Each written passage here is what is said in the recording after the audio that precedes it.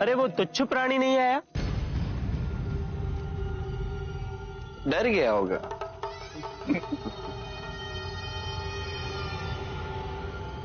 सुनो, तुम यहीं रहना। तुम्हें कोई अनुभव नहीं है और मैं नहीं चाहता कि तुमसे कोई भूल हो।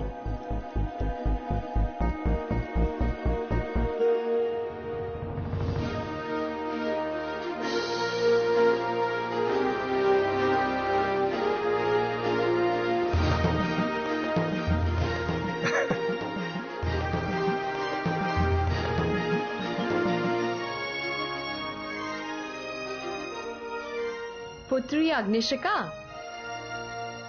क्या देख रही हो? यही राजमाता कि यदि मनुष्य को भविष्य ज्ञात हो जाए, क्या तभी वो इतना प्रसन्न रह सकेंगे? यदि भविष्य उज्जवल हो तो क्यों नहीं?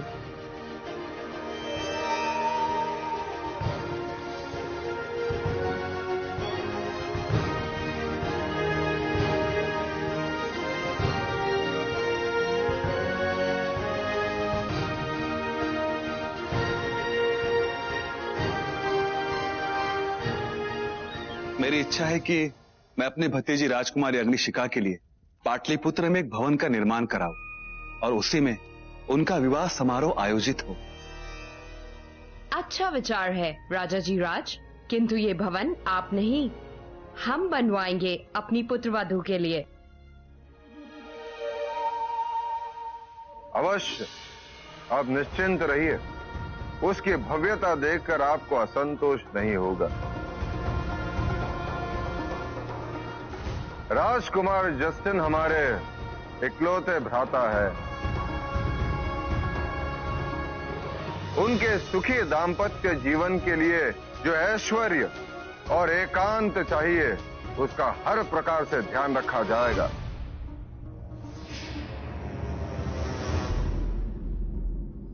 एक नया भवन बनाने की आवश्यकता क्या है सम्राट?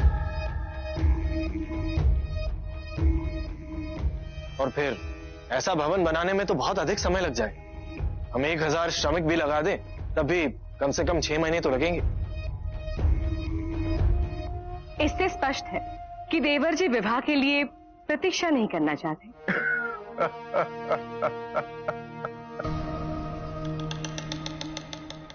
हम किसी को जानते हैं जो ये कार्य 3 महीने में ही पूरा कर सकता है।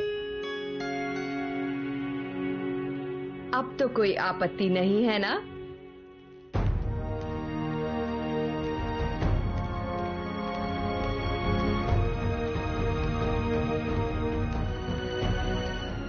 सुशी, अशोक कहाँ? वो अभी तक आया क्यों नहीं?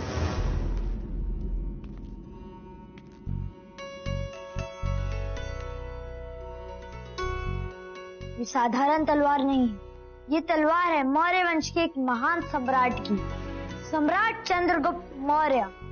इसी तलवार से उन्होंने अपने सभी शत्रुओं पर विजय प्राप्त कर अखंड साम्राज्य की स्थापना की। ये तलवार मौर्य वंश का गौरव है।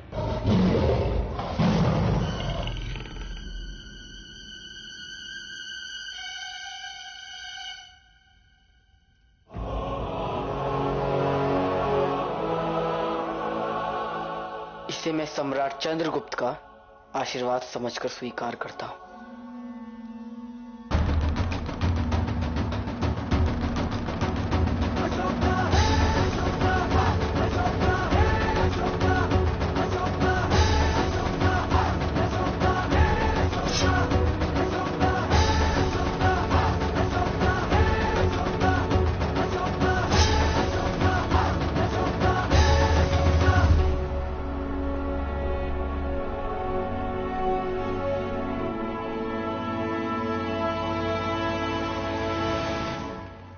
क्या कर रहे? तुम्हें भोज के लिए राजभवन में होना चाहिए। किंतु आचार्य, आपने तो कहा था कि छात्रों को सम्राट का निमंत्रण है। उस निमंत्रण को स्वीकार करने की अनिवार्यता भी है, ये आपने नहीं कहा था। हाँ, यदि आपका आदेश होता तो मैं अवश्य जाता। ऐसा क्यों कर रहे हो अशोक? किस प्रकार का हठ है? तुम जानते हो प्रतियोगिता में भाग लेने से तुम्हारे प्राण भी जा सकते। मैं हर संकट का सामना करने के लिए तैयार। तैयार? किस भ्रम में हो अशोक? एक अश्व पे सवार होना तो आता नहीं है तुम्हें। किंतु गिर के उठना तो जानता हूं। अशोक समझ क्यों नहीं रहे? मैं आचार्य हूं, मेरा दायित्व है तुम्हें भविष्य के लिए तैयार करना, तुम्हें भयमुक्त करना, तुम्हारा मार्गदर्शन करना, तुम्हारे भीतर आत्मविश्वास पैदा करना। किंतु मैं यह भी जानता हूं कि तुम्हारे भविष्य का मार्ग इस प्रतियोगिता से होकर नहीं जाता। इसके लिए तुम तैयार नहीं हो और इतने कम समय में तैयार होना असंभव है। असंभव। इस प्रतियोगिता से तुम्हें केवल हानि पहुंचेगी, कोई लाभ नहीं। तुम्हारा आचार्य होने के नाते तुम्हारे हित अहित के लिए उत्तरदायी हूं मैं, और इसी अधिकार से मैं ये निर्णय ले रहा हूं कि तुम इस प्रतियोगिता में भाग नहीं लोगे। इसे आदेश समझो मेरा।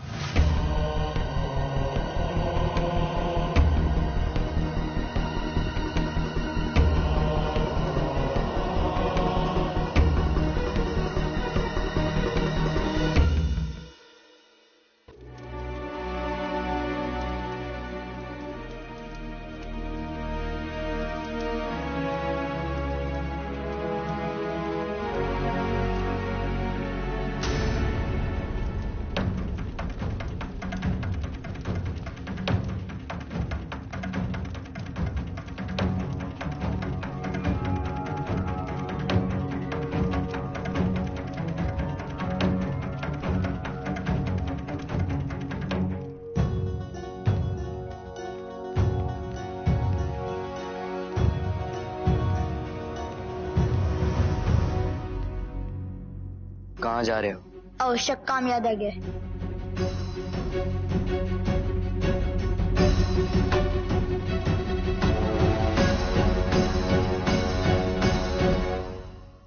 ध्रुपद, चलिए पुत्र, अब आपकी निद्रा का समय हो रहा है ना? नहीं माँ, बहुत आनंद आ रहा है, थोड़ी देर और। पिताजी महाराज। रानी सुब्रसी, यदि उसका मन है तो रहने दीजिए। जी।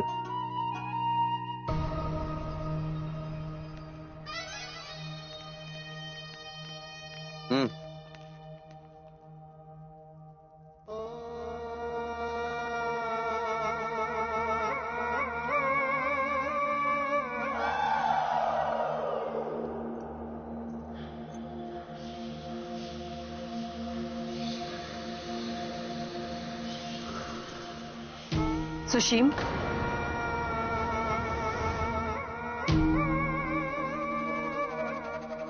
तुम मदिरा सेवन कर रहे हो, क्या ये एक राजकुमार को शोभा देता है? मां, मैं बस चक रहा था, नशे में चूर थोड़ी ना हूं। तुम्हारे स्पष्टीकरण की आवश्यकता नहीं है मुझे। जो अनुचित है वो अनुचित है। कल से खेल प्रतियोगिता आरंभ हो रही है, और जो तुम कर रहे हो ना, इससे हानि तुम्हें ही पहुंचेगी। मां, मैं कोई दूध पीता शिशु नहीं हूं जो आप मुझे इतना समझा रही है। मैं समझता हूं मेरे लिए क्या उचित है और क्या नहीं। और रहा प्रश्न प्रतियोगिता का, तो उसमें मेरी विजय निश्चित है, आप चिंता ना करें।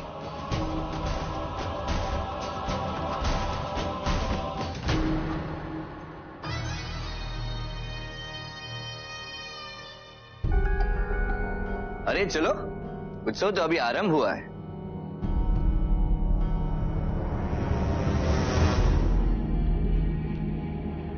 बधाई हो राजमाता, सम्राट स्वयं भवन का निर्माण करवा रहे हैं। किंतु उस भवन के लिए विशेष सामग्री उज्जैन से आएगी, और समय पर।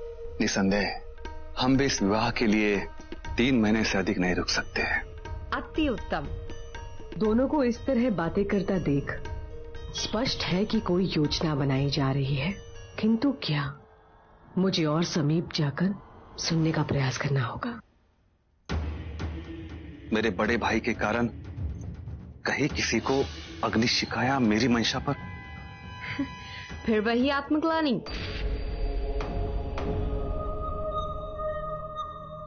राजा जी राज, हम मानते हैं कि आपके भाई ने विद्रोह किया था, किंतु उनके किए का दंड आप अपने आप को क्यों दे रहे हैं? सम्राट को और किसी को आपकी मंशा पर कोई संदेह नहीं है। आप निश्चिंत रहें, अग्निशिखा यहाँ बहुत सुखी रहेगी। और ऐसी शुभ अवसर पर ऐसी बातें क्यों? राजमाता, मैं धन्य हूं कि मेरी भतीजी अग्निशिखा ऐसे महान परिवार, ऐसे महान कुल में स्थान पाएगी।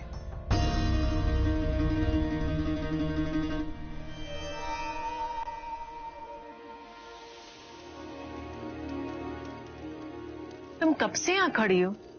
क्या हुआ? कुछ नहीं।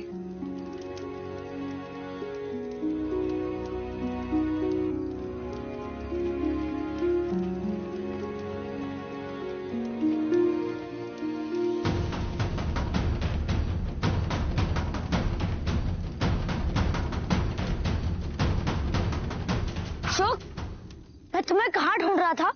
तुम कहाँ मिले? अच्छा राजकुमार सियामक, आप आ गए। आपने देखा? मुझे बताइए ना कि पहले से मेरी गति कैसी रही? ठीक है। केवल ठीक है अर्थात अच्छा नहीं? मैं एक और बार प्रयास करता हूँ, अब आप देखिए।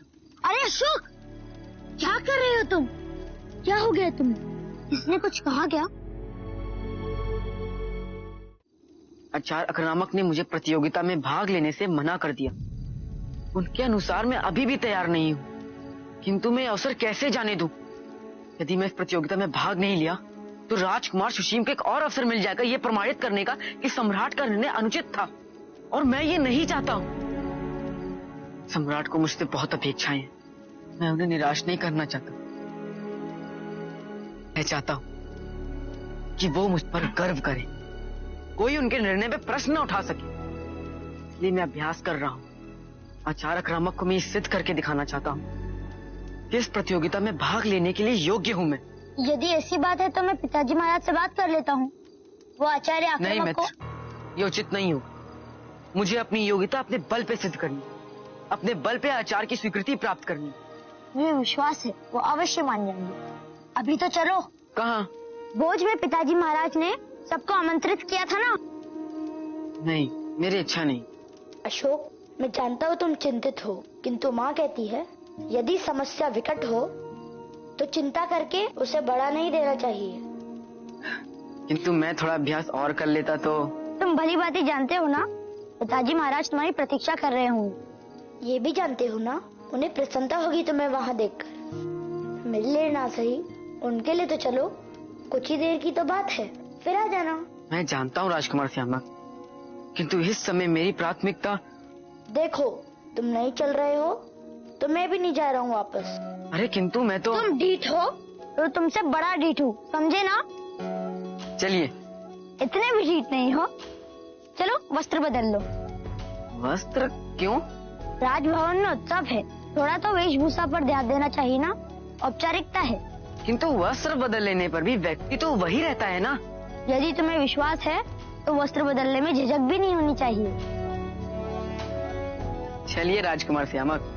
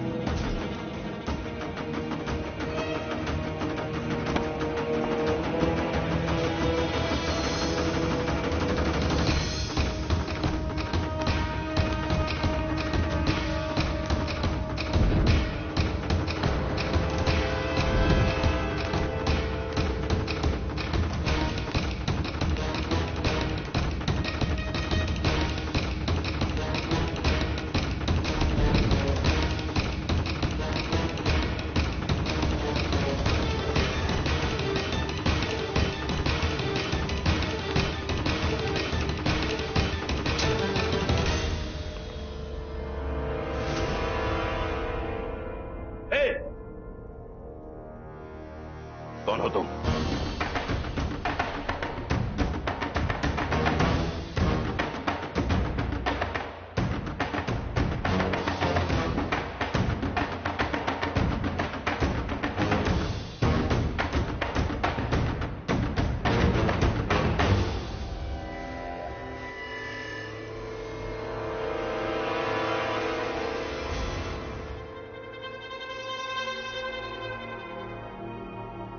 मगध सम्राट की सेवा में तत्पर एक राजभक्त। इस प्रकार यहाँ आने का उद्देश्य एक अत्यंत महत्वपूर्ण चेतावनी देना।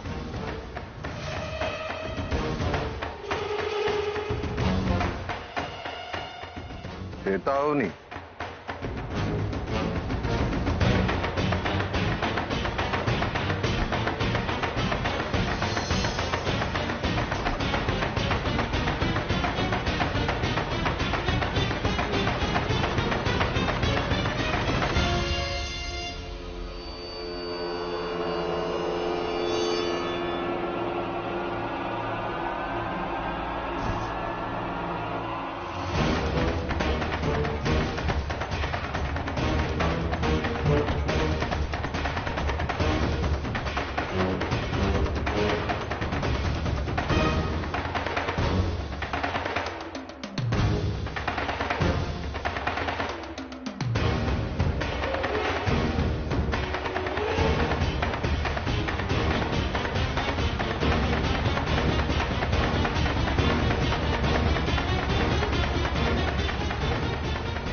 यदि मेरी दीदी अग्निशिखा के एक भी अश्रु के निमित्त बने तो मैं आपके प्राण ले लूंगी।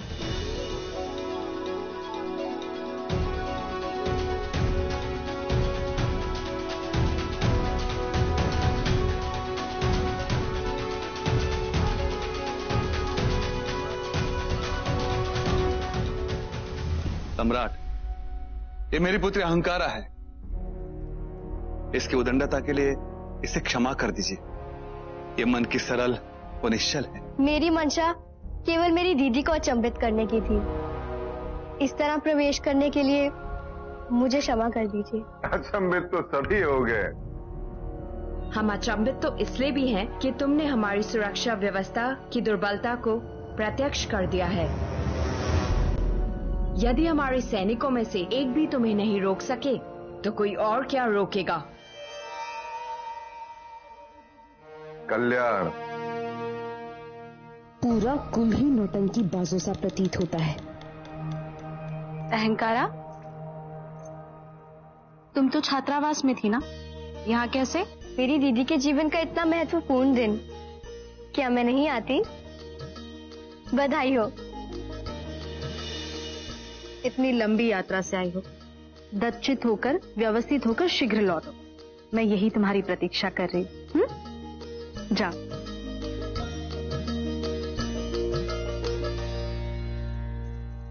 सुनिए,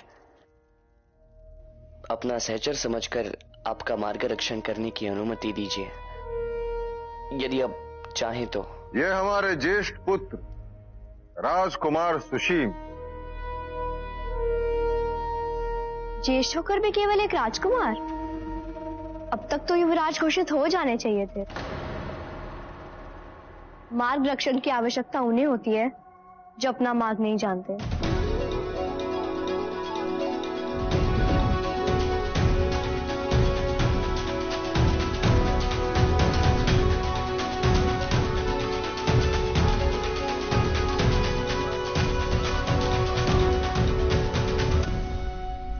लड़की होके इतना ऐट रही, पहली बार किसी का ऐटना इतना अच्छा लग रहा।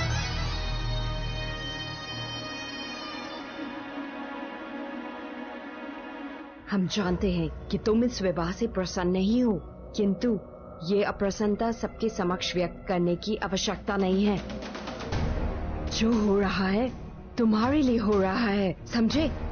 तुम ऐसी कोई मूर्खता नहीं करोगे जिससे हमारी सारी योजना पर पानी फिर जाए। हम जहाँ तक आ चुके हैं, अब वहाँ से लौटने का कोई प्रश्न ही नहीं है। जाओ, अग्निशिखा से बात करो, उसके समीप रहो। सबको ऐसा प्रतीत होना चाहिए कि ये जोड़ी भगवान स्वयं बनाए हैं।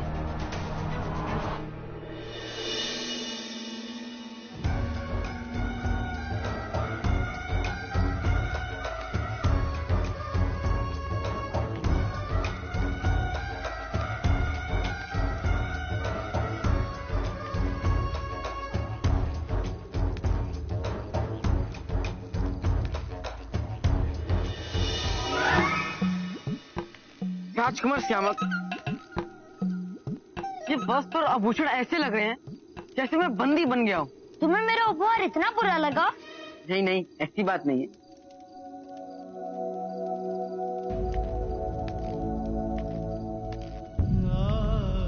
एक पल के लिए लगा जैसे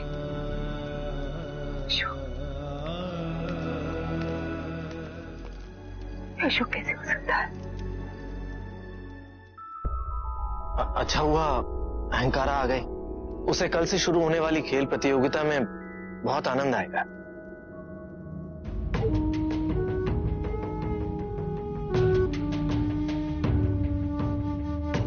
वैसे आपको क्या करना अच्छा लगता है? जी, मुझे नृत्य करना अच्छा लगता है। अति सुंदर।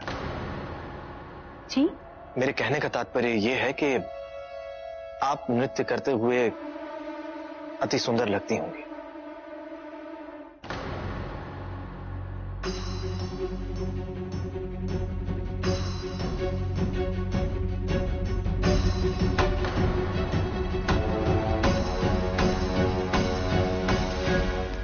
माँ, ये मेरा मित्र अशोक है। अशोक? वो भी इन वस्त्रों में? हमने पहचाना ही नहीं। अच्छा दिख रहा है ना? मैंने दिए ये वस्त्र। लग रहा है ना ये भी एक राजकुमार? लेकिन ये वस्त्र पहनकर कहीं ये अपने आप को राजकुमार ना समझ बैठे। माँ, अशोक मेरा मित्र है। सियामक, तुम अभी बच्चे हो। तुमसे भूल हो सकती है लेकिन हमसे नहीं।